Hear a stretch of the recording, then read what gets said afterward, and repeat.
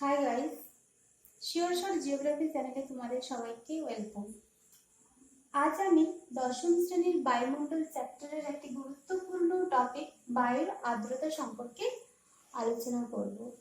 তো বায়ুমণ্ডলের বিভিন্ন টপিকের উপরে আমি আগে ক্লাস নিয়েছি। যারা ক্লাসগুলো এখনো দেখতে চাও তারা আমার ডেসক্রিপশনে লিংক দেওয়া আছে, ওখান থেকে দেখে নিতে পারো। তো আজকে যে টপিক, এটা কিন্তু তোমরা ফার্স্ট থেকে লাস্ট অবধি খুব মনোযোগ সহকারে পড়বে। এখান থেকে টিকা, 2 নাম্বার বা পার্থক্য এগুলো এসে থাকে।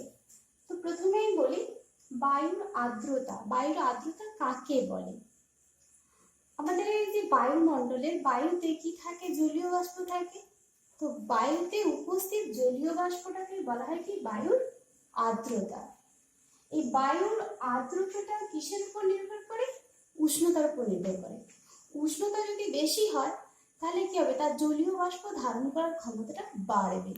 আর উষ্ণতা যদি কম হয় তাহলে কি হবে? না, তার জলীয় বাষ্প ধারণ করার ক্ষমতা কমে যায়। তো এখানে কোন বায়ুকে আর্দ্র বায়ু বলা হয়, কোন বায়ুকে শুষ্ক বায়ু বলা হয়? যে বায়ুতে জলীয় বাষ্পের পরিমাণ বেশি থাকবে সেই বায়ুকে বলা হবে আর্দ্র বায়ু, আর যে বায়ুতে জলীয় বাষ্প কম থাকে তাকে বলা হয় শুষ্ক বায়ু। বর্ষাকালে কি হয়? বায়ুতে জলীয় বাষ্প বেশি থাকে, অর্থাৎ তখন বায়ু কি হয়? আর্দ্র হয়। আবার যখন শীতকাল, তখন বৃষ্টিপাত কম হয়, বায়ুমণ্ডলে কি হয়? জলীয় বাষ্পটা কম থাকে, অর্থাৎ তখনকার বায়ুটা হচ্ছে কি? শুষ্ক বায়ু। তো এখানে একটা হচ্ছে সম্পৃক্ত বায়ু আর একটা অসম্পৃক্ত বায়ু, সেটা সম্পর্কে আমাদের জানতে হবে।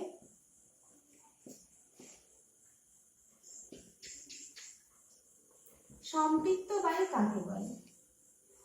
কোনো একটা নির্দিষ্ট আয়তনের বায়ু নির্দিষ্ট উষ্ণতায় যে পরিমাণ জলীয় বাষ্প ধারণ করতে পারবে, সেই পরিমাণ জলীয় বাষ্প যদি তার মধ্যে থাকে তাকে বলা হবে কি? সম্পৃক্ত বায়ু।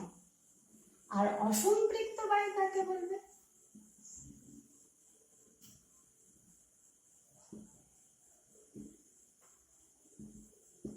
কোন নির্দিষ্ট উষ্ণতা নির্দিষ্ট আয়তনের একটা বায়ু থাকছে, তাতে যতটা পরিমাণ সে জলীয় বাষ্পটা ধারণ করতে পারবে তার থেকে যদি কম পরিমাণ জলীয় বাষ্প থাকে তখন তাকে বলা হয় কি? অসম্পৃক্ত বায়ু। এরপরে আমরা আসবো বায়ুর আর্দ্রতার শ্রেণী বিভাগ, বা বিভিন্ন ধরনের তো বায়ুর আর্দ্রতা হয়। তো মেইনলি 3 প্রকারের বায়ুর আর্দ্রতা হয়। প্রথম যেটা হচ্ছে চরম আর্দ্রতা বা নিরপেক্ষ আর্দ্রতা।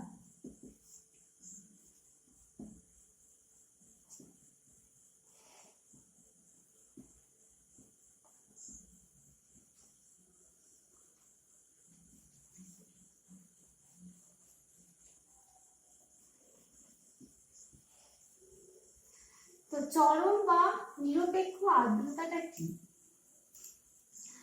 কোন একটা নির্দিষ্ট উষ্ণতায় নির্দিষ্ট আয়তন বায়ুতে যে পরিমাণ জলীয় বাষ্প থাকে সেটাই হচ্ছে চরম বা নিরপেক্ষ আর্দ্রতা।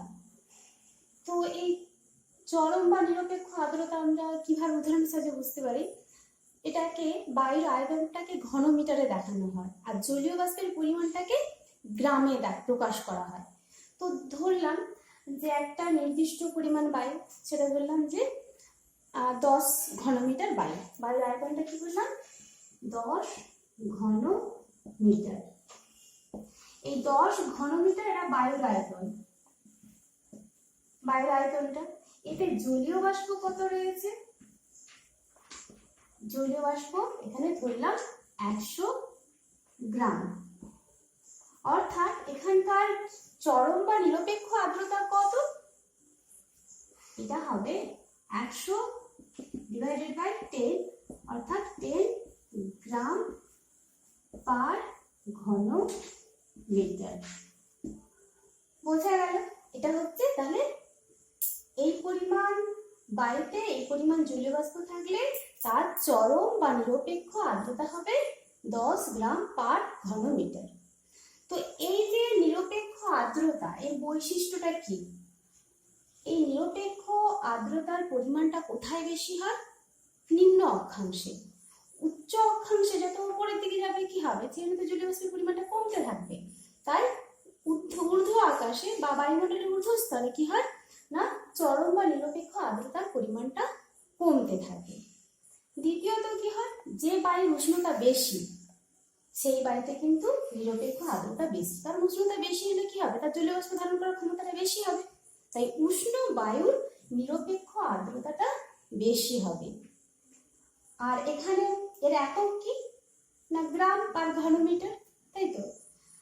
আর কি হচ্ছে না, এই চরম বা নিরপেক্ষ আর্দ্রতার পরিবর্তনটা খুব ধীরে ধীরে হয়, হঠাৎ করে চেঞ্জ হয় না। সারাদিনে হয়তো একই রকমের চরম বা নিরপেক্ষ আর্দ্রতা একই রকম আছে, বোঝা গেল নিরপেক্ষ আর্দ্রতা। এরপরে আমরা যেটাতে আসবো সেকেন্ড, সেটা হচ্ছে কি আপেক্ষিক আর্দ্রতা, রিলেটিভ হিউমিডিটি। তো আপেক্ষিক আর্দ্রতাটা কিন্তু খুবই ইম্পর্টেন্ট, এটা পরীক্ষায় প্রায়ই আসে, বিশেষ করে এটা টিকা হিসেবে এসে থাকে।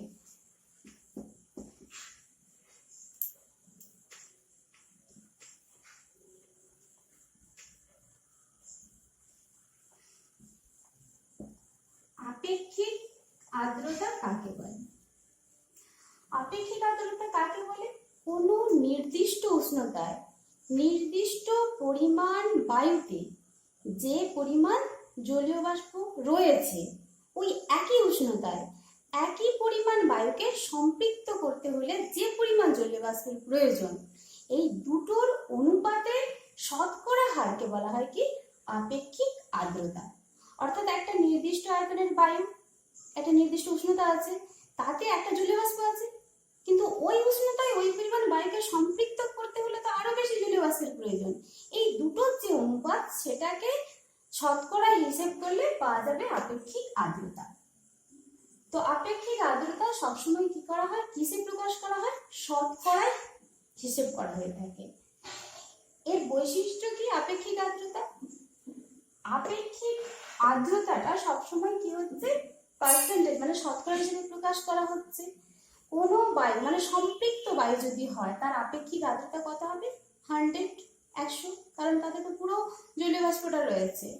আর যদি শুষ্ক বায়ু হয়, তার আপেক্ষিক আর্দ্রতা কত হবে, 0 হবে। আর বায়ুমণ্ডলে আপেক্ষিক আর্দ্রতাটা খুবই গুরুত্বপূর্ণ। আপেক্ষিক আর্দ্রতা কি হয়, দ্রুত চেঞ্জ হয়, পরিবর্তন হয়। তো অনেক সময় আসে চরম আর্দ্রতা বা নিরপেক্ষ আর্দ্রতার সাথে আপেক্ষিক আর্দ্রতার পার্থক্যটা কি। আমি প্রথমে সংজ্ঞাটা লিখলে কাকে বলে, সেকেন্ড হচ্ছে কি কি পার্থক্য আছে না, চরম বা নিরপেক্ষ আর্দ্রতা কিসে প্রকাশ করা হচ্ছে, গ্রাম পার ঘনমিটারে প্রকাশ করা হয়, মানে জলীয় বাষ্পের আয়তনটা গ্রামে প্রকাশ করা হচ্ছে। আপেক্ষিক আর্দ্রতা কিসে প্রকাশ করা হয়, শতকরায় প্রকাশ করা হয়। আবহমণ্ডল বা জলবায়ুবিদ্যায় আপেক্ষিক আর্দ্রতার গুরুত্বটা বেশি, চরম আর্দ্রতা বা নিরপেক্ষ আর্দ্রতার গুরুত্ব তুলনামূলকভাবে কম। আপেক্ষিক আর্দ্রতাটা কি হয়, দ্রুত চেঞ্জ হয়, কিন্তু চরম বা নিরপেক্ষ আর্দ্রতা কিন্তু দ্রুত চেঞ্জ হয় না, ধীরে ধীরে চেঞ্জ হয়। তো এইভাবে পার্থক্যটা লিখতে পারবে আশা করি। এরপরে আসছে কি বিশেষ আর্দ্রতা।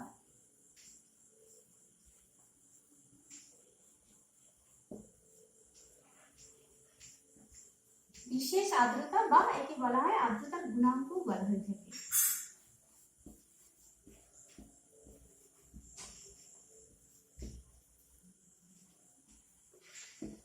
তো বিশেষ আর্দ্রতা বা আর্দ্রতার গুণাঙ্ক কাকে বলা হয়, এক্ষেত্রে কি করা হয়, বায়ুর আয়তনের ভরের সাথে জলীয় বাষ্পের ভরের কি করা হয়ে থাকে, সম্পর্ক দেখানো হয়।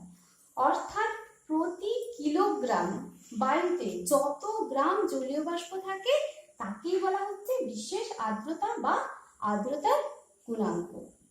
আমি উদাহরণ হিসেবে বোঝাতে পারি, ধরো দিনের একটা বিশেষ সময়ে 1 কিলোগ্রাম বায়ুতে জলীয় বাষ্প রয়েছে কত, 15 গ্রাম। বললাম 1 কিলোগ্রাম বায়ু, তাতে জলীয় বাষ্প কত রয়েছে,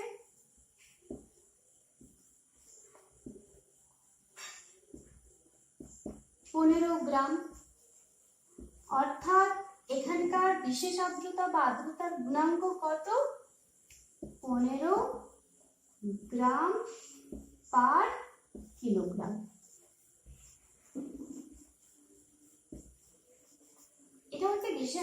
বিশেষ আর্দ্রতা বা আর্দ্রতার গুণাঙ্ক। তো এই 3 ধরনের আপেক্ষিক আর্দ্রতা রয়েছে। তো আশা করি তোমরা বায়ুর যে আর্দ্রতা সম্পর্কে বুঝতে পেরেছো। তো তোমাদের যদি ভিডিওটা ভালো লেগে থাকে লাইক করবে, শেয়ার করবে, আর আমার চ্যানেলটা যারা এখনো সাবস্ক্রাইব করনি তারা অবশ্যই চ্যানেলটাকে সাবস্ক্রাইব করবে এবং পাশে বেল আইকন বাটনটা প্রেস করবে। আমি পরের ক্লাসে অধঃক্ষেপণ এবং তার বিভিন্ন রূপ সম্পর্কে আলোচনা করব। Thank you.